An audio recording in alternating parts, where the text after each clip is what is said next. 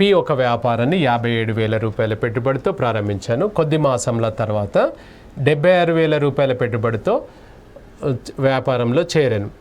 76,000 రూపాయల పెట్టుబడితో ఎవరైనా క్యూ పి చెప్పాం కదా, క్యూ వ్యాపారంలో చేరాను. సో మొత్తం ఒక సంవత్సరానికి వారికి వచ్చిన లాభంలో సమానం. అయినా ఎన్ని మాసంల తర్వాత క్యూ వ్యాపారంలో చేరాడు అన్నాడు. సో ఫస్ట్ పర్సన్ స్టార్ట్ చేశాడు 57,000 రూపీస్. ఈయనే స్టార్ట్ చేశాడు కాబట్టి 12 నెలలు ఫుల్ అటెండెన్స్.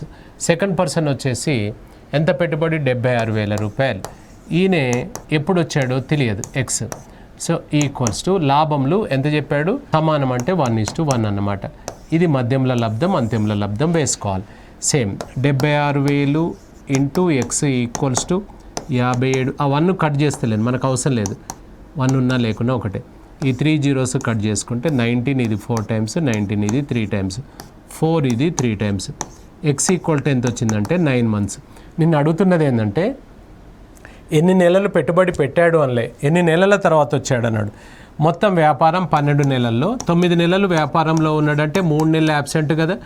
ఎన్ని నెలల తర్వాత వచ్చాడు అని అన్నాడు. సో ఆఫ్టర్ 3 మంత్స్ ఆన్సర్ అవుతుంది.